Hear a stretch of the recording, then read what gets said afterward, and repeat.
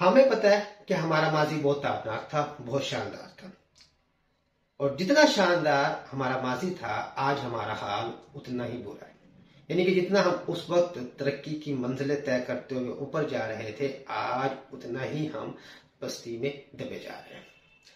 और मुस्तकबिल भी जो हमें नजर आ रहा है वो भी ऐसे ही बहुत दर्दनाक नजर आ रहा है।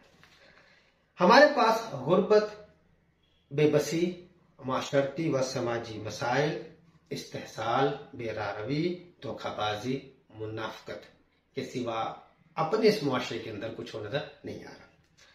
खास तौर पर अगर हम बात करें जिस मुल्क में मैं रह रहा हूं, पाकिस्तान की, जिस खित्ते में रह रहा हूं, बरसगीर की, तो यहाँ पर मुस्लिम वर्ल्ड के, मुस्लिम कम्युनिटी के हालात और भी बुरे नजर आते हैं।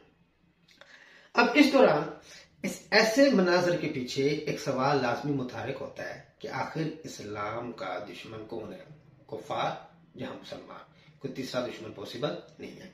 अच्छा, कहने को बहुत आसान है कि कुफार दुश्मन है, साजिशें की उन्होंने ये किया, उन्होंने वो किया, वगैरह वगैरह, लेकिन ऐसा नहीं है। चले एक वक्त के लिए मैं इस बात को मान भी लेता हूं कि कुफार ने साजिशें की, उन्होंने हमारे साथ ये किया वो किया, जिसकी वजह से आज हम मुसलमान इन हालात में हैं। तो फिर एक सवाल ज़हन में आता है कि उन्होंने साजिश की, इस साजिश में ट्रैप कौन हुआ? हम मुसलमान। मतलब कहीं ना कहीं तो हमारी कमजोरी थी जो हम ट्रैप हो गए।